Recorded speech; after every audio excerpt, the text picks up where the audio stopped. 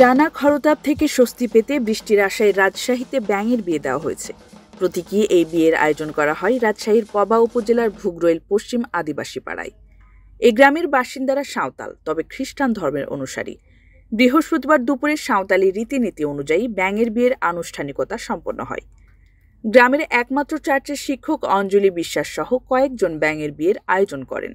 এজন্য বুধবার বিকেলে তারা গ্রামের এক শুকনো পুকুর পাড় থেকে একটি ছেলে ব্যাঙ ও একটি মেয়ে ব্যাঙ ধরে আনেন। তারপর সন্ধ্যায় গ্রামের চার্চের সাজানো ছাতনাতলায় বর ও কনের গায়ে হলুদ অনুষ্ঠিত হয়।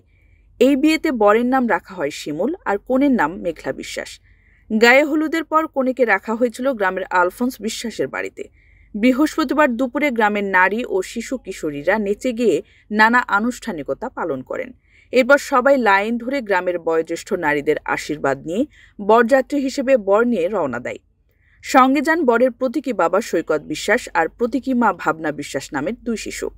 আলফোন্স বিশ্বাসের বাড়ি গেলে বরের বাবা মায়ের পা ধুয়ে দেওয়া হয় পানি দিয়ে।